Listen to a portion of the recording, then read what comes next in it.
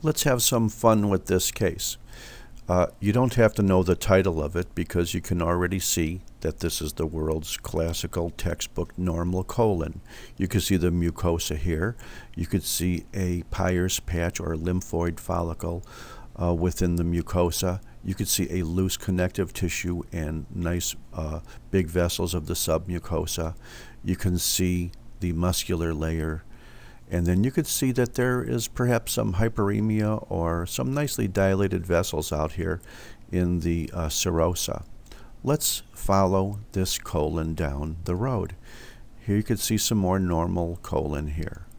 But look, all of a sudden you lose appreciation for the appearance of the mucosa.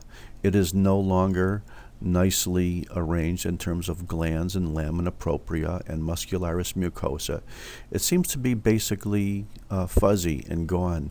You don't see cellular detail very nicely. You don't see the muscularis mucosa very nicely. You could see infiltrates of inflammatory cells extending into the submucosa, and similarly, even in the muscular layer as well as the serosa here, you could see a continuation of these inflammatory cells.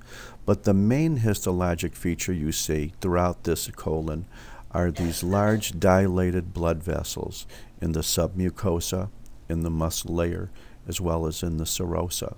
This is the classical appearance of a hemorrhagic infarct of the colon. In some organs, like lung classically, infarcts could be very, very hemorrhagic. In some organs, like kidneys, for example, infarcts could be very anemic or non-hemorrhagic looking, depending on the way the arteries are basically arranged.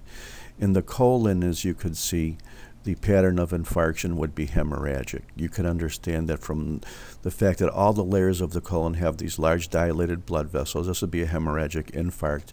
You can also appreciate the fact that because of the infiltrate of all these inflammatory cells, probably chiefly neutrophils, but certainly I'm sure we could find some lymphocytes, that the overall integrity and strength of the colonic wall would be compromised, and therefore infarcted colons are at risk for perforating, aren't they? Here is your classic hemorrhagic infarct of the colon compared to a relatively normal colon here. Thank you very much.